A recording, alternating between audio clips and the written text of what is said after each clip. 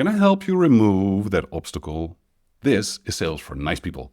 We're looking at part 4 of the Deal Diagnosis X-ray, and we're asking ourselves what actually stands in the way of your buyer being able to make this purchase.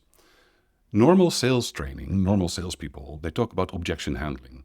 So that's where you have the conversations and then you issue the proposal and then the buyer goes, yes, but this is in the way, or we don't have the money, or it's not the right time. And then you have to go and figure out how to overcome objections. In Sales for Nice People, we don't do any objection handling. Instead, we have conversations that as early as possible identify and elicit the obstacles in the way of making a purchase.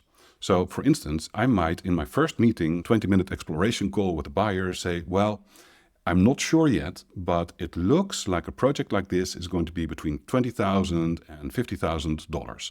Is that going to be a problem? Now, if my buyer then says, yeah, oh, that's way too much, we'll never do it, then I can get rid of the deal because it's not going to happen. Or my buyer might say, well, it's worth it, but it's difficult and it's going to be a problem because our finances. And then I say, well, we can have a conversation about that. Perhaps there are different ways to make an agreement. We can look at different payment options.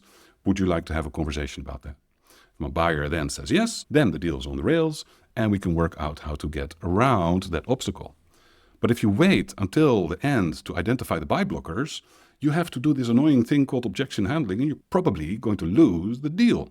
So what you want to do as you go through your sales conversations is ask questions that identify which obstacles are in the way. Are there stakeholders who have to be brought on board? Is there a budgeting problem? Is there a timeline problem?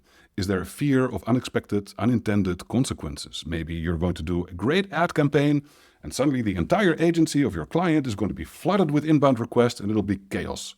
Well, if your buyer sees that consciously or subconsciously as a potential outcome, then that is a buy blocker and it's going to stop them from buying from you.